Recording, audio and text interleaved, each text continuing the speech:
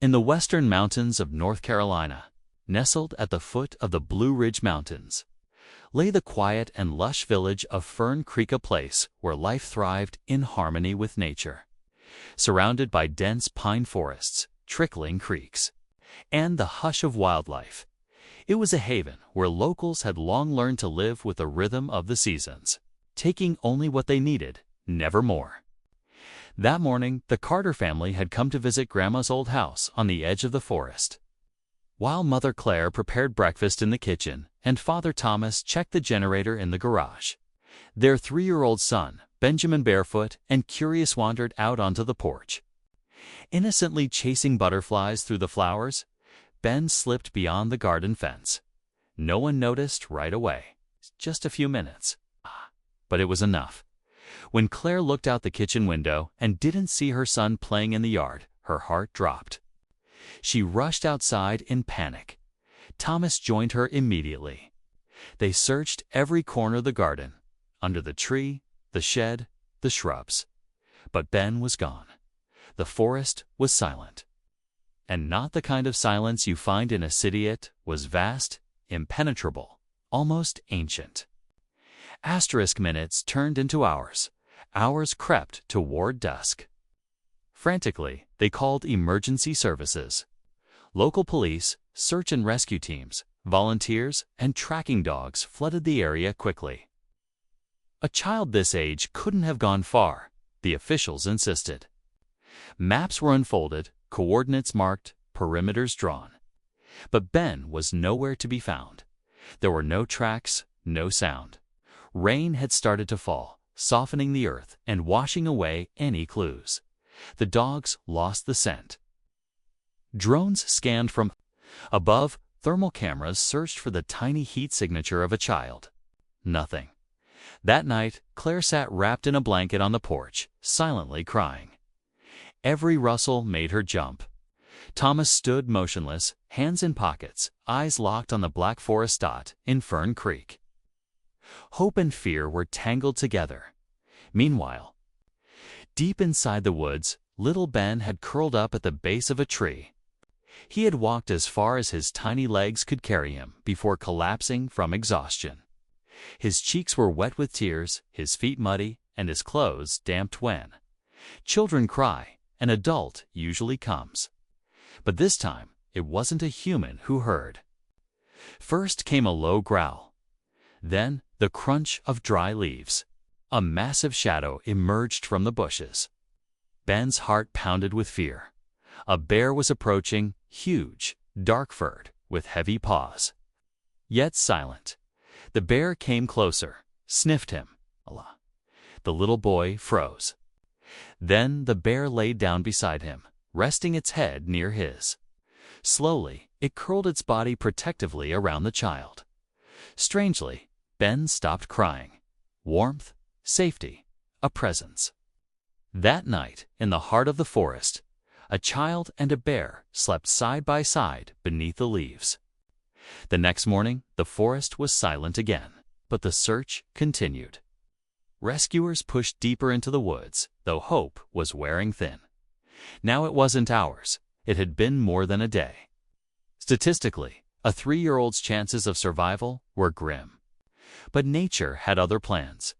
Ben woke up, still wrapped in warmth.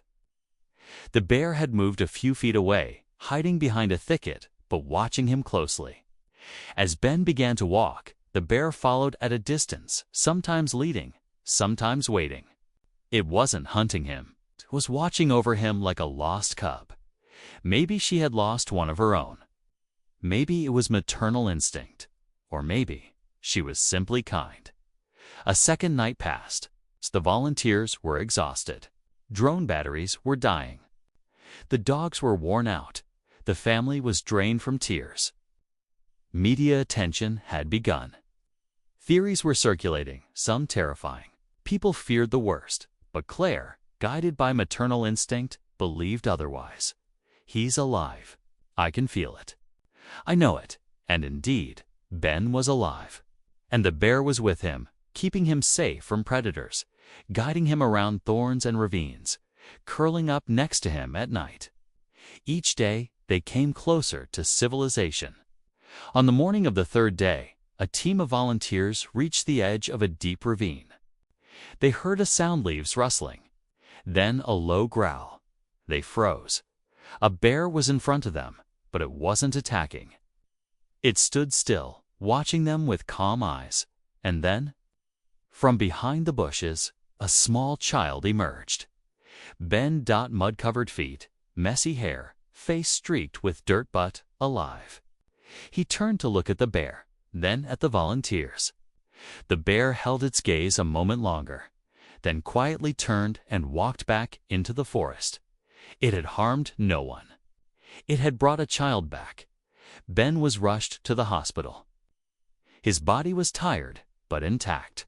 Just mild hunger and slight hypothermia, nothing more. Psychologists talked to him. "Were you scared?" someone asked. Ben shook his head.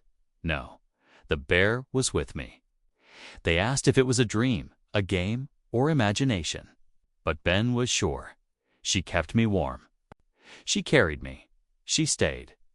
Doctors examined his uninjured body. For a child to survive 2 freezing nights in the wild with no shoes or food, it was almost impossible. And yet he had. Local headlines read, "Bear may have rescued lost child." Some wildlife experts called it a rare protective instinct. Others dismissed it as legend. But for the family, none of that mattered. Ben was alive, and he would always say, "I made a friend in the woods.